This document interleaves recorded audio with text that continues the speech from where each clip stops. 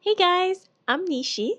I'm a Bangladeshi girl living in US. In this channel, I talk about my constant growth in life. As a girl in my 30s and living in abroad mostly by myself, I have gone through a lot. From the title, you already know I will be talking about job hunting and overall job market around where I live. Just so you know, everything I will be talking about today will be from my own experience. Everyone's life is different. My background and demographic is different than others. So we'll have different experience even in the similar job field or area. If you don't know my background already, I was born in Bangladesh and moved to US in 2018 when I was in my late 20s. I graduated from a medical school back home and worked as a physician before I moved here. I didn't have any experience other than working in medical field in a foreign country. At first, I was working with my ex in retail after I moved to US. He seemed to be broke and needed my help to pay the bills. So I never got a chance to go back to school or got any degree to go to medical career again here in US. I was kind of forced to help him and wasn't getting reimbursed for my work. Just so you know, this isn't a common scenario. Most people who bring their wives from a different country here want to have a successful marriage, family, children,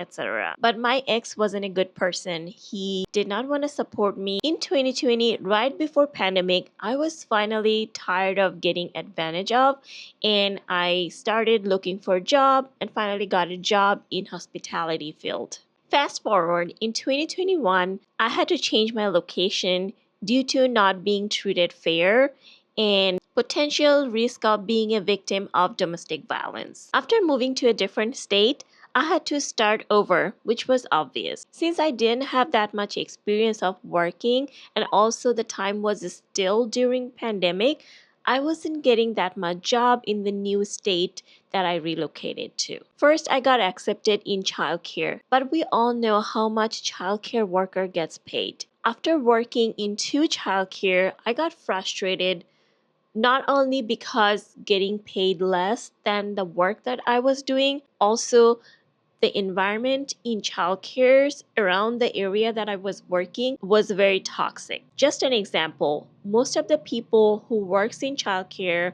are either single mother or housewife who are transitioning to working and doesn't have any experience how to deal with other people, and also being around the pandemic, everybody was acting crazy. Hey guys, so I was editing the video and I thought I need to clear something that I mentioned. I don't think there is anything wrong if you are a single mother or somebody used to be a housewife transitioning to work, or somebody got divorced recently and wanna get back to work.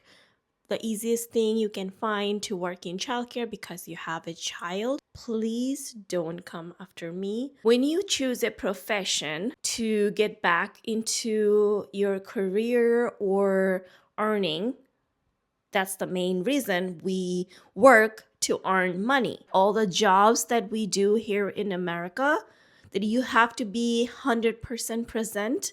You have to leave your personal life behind you're at your home and come to work, give your full self. Like if you're working in a bank, you go there, you have a personal issue, but you have an attitude dealing with the customer in the bank.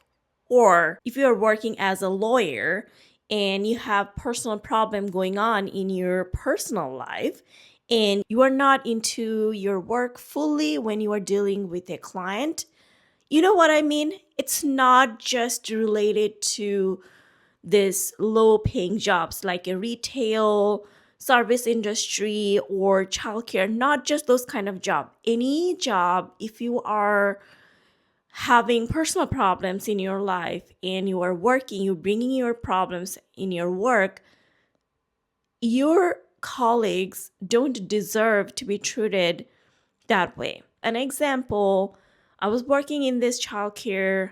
There was this person working with me. She was going through divorce at that time. She was a typical white girl. And the other people who were working over there, they all knew what was she going through because, she shared. Anyway, I was new. I didn't know what she is going through, and I had no interest to know about her personal life. But she would be coming every day with an attitude and will be picking on me for no reason. I remember I came to my shift and she was blaming me for something that did not happen in my shift. So I spoke up. I said, "Hey, I wasn't here at that time, and you were blaming me for something that I did not do. Why don't you ask the person who was at that time?"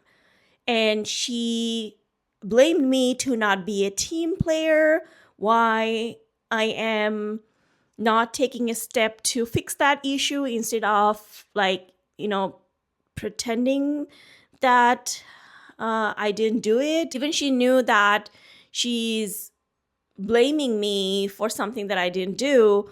She still wanted me to play as a team player, but you are acting rude with me. So if you want me to be a team player, you have to be nice. Hey, the person in the previous shift left a mess.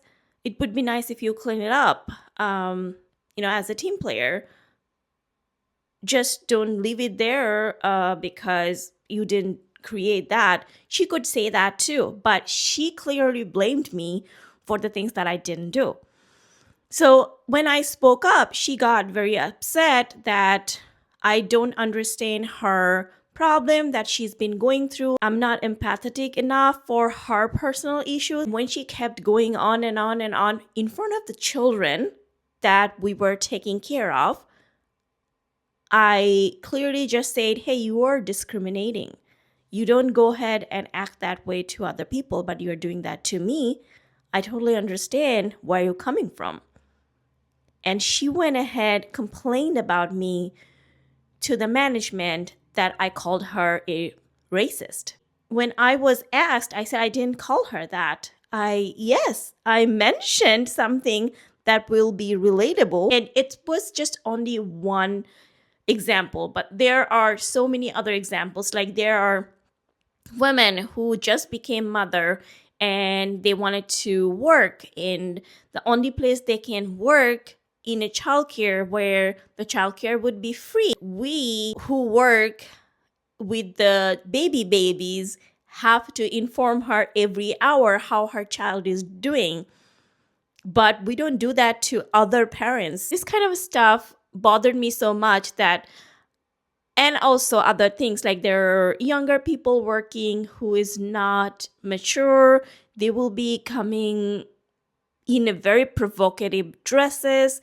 There were no regulations for those kind of dresses because we are all women working, no men. I don't think the environment in childcares are not healthy enough. I don't know about all childcares. I worked in two childcares. One was under a university, so all the kids that were there, mostly from the university teachers or students. I don't think childcare staffs are emotionally present at their job all the time just because they choose the childcare profession to earn some money, but not taking this profession as an actual career. A lot of childcare workers are very younger. I would say they're in their early 20s or mid 20s. Most of them don't get paid enough. They only get this kind of job because they have experience nannying children or babysitting children. Also, they don't want to work in service industry as a server or bartender. We all know how the servers and bartenders gets treated. They rather gets paid less in childcare than work in service industry. You know what I mean. As I was saying, I got frustrated working in childcare and got a job in a fitness center as an associate. While I was working there, I also was cross-trained in membership department where I learned basic data entry and computer work. Just so you know, all these times from 2018 till 2022, I was still applying for different positions at different medical facilities. One time, a friend of mine offered me a position in his office as a receptionist, which was a dental care facility, but the pay was less than the fitness center, so I respectfully denied the offer. I also worked in animal shelter in that period of time, but I couldn't continue working there because I was allergic to bleach and all they were using is bleach to clean the facility. Although I really enjoyed working with animals and I will do it again if I come across any more opportunities like that. At the end of 2022, I decided to open my own small food business. I went through all sorts of steps and lost a lot of money to establish and keep the business running until I closed the business for good in the middle of 2025. So I run the business in total 2.5 years. While I was still running the business, I was still working at the fitness center until the end of 2023. So the business was my and my partner's main source of income in the whole year of 2024. It was a very hard decision to let go of our hard-earned business. Since I still needed to pay my bills, I started working part-time at the fitness center again and got a second job as a cashier in our local grocery store just to pay our huge credit card debts and our bills, of course. If you're still here, thank you. I really appreciate you are listening to my story. If you're curious, currently I'm not working at the two jobs I was working last year. I paid off all my debts and decided to quit as I was running myself crazy working at two jobs and wasn't getting paid enough for the work I was doing. Also, people weren't being fair with me. I was racially judged every day. My coworkers weren't mature enough and didn't have any idea how to act like decent human beings. Now comes the difficulties of job hunting. I have no money to go to school and get a student loan. I have three fur babies and my bills to pay. So I can't burden myself with study and loan while I still have to work full time to fulfill my responsibilities. Even though I'm a foreign medical graduate and have experience working in medical fields, I'm never accepted in healthcare jobs. Since I worked in retail and hospitality, I have applied jobs in retail and hotels, but surprisingly, I don't really hear back from them.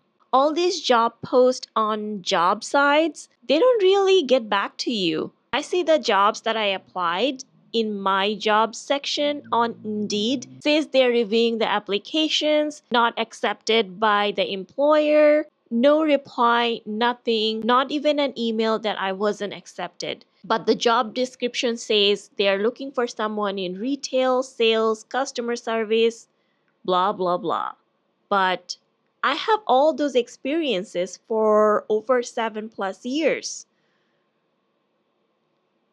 Even if I hear back from some places, they pay so low, I can't really accept the offer because that won't pay my bills. There are jobs that accept customer service backgrounds, but then you need to have experience of cold calls, call center, extended data entry, have your own computer with Ethernet connections. Your computer needs to be Microsoft supported, not Mac. You need to have multiple monitors. You need to have an office with no distractions, no sound. How someone of my position have an office with no distraction, no sound, have my own high-speed internet connection connected to my computer. How that possible? Who has that kind of setup these days living in a city? Some jobs in sales require you having sale experiences with a record of fulfilling previous sale goals. Some insurance companies want you to get licenses by spending your own money ranging from $500 to $2,000. Even after having your own license, you still have to work under commission.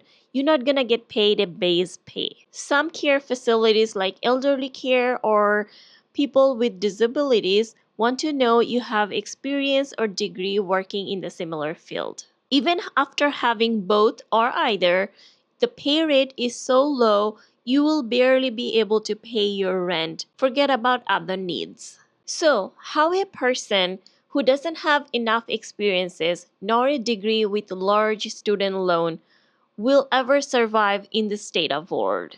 I've been living in this country will be 8 years in May of this year. I have gone through heartbreaks, abuse, loss of pregnancy, divorce, loss of businesses, family members, and pets. I understand a lot of us are living on edge. But when I see the management of my previous jobs, living in luxury, eating out almost every weekend, but making us work like slaves, I don't understand how are we going to survive. Sorry for ranting up to now. So, what's the solution? The only solution that keeps me going is staying positive. Even though I mentioned so many negative things, I still think there is hope. I learned the hard way that I can only survive if I manage my money smartly. I didn't get a fancy app to track my spending. I sat down with my partner one day, wrote down all our spending, combined and personal. We worked our way through paying off our debts. We controlled our spending, figured out what is essential and what isn't.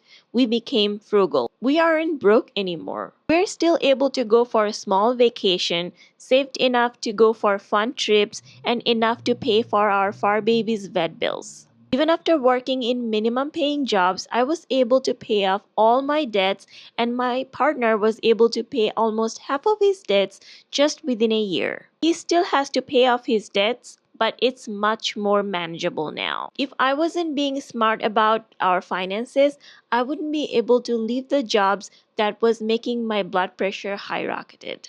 I will stop talking now. Thank you for listening this far. Don't forget to like the video and subscribe to my channel. In case you didn't notice, it's completely free to like the video and subscribe my channel. Your like inspires me to make more videos like this. Bye for now. Guys, how cool is this? I can monitor my camera with my phone. It's connected with an app, and I can simply press record button to turn on and off the camera. Yeah, and I love it.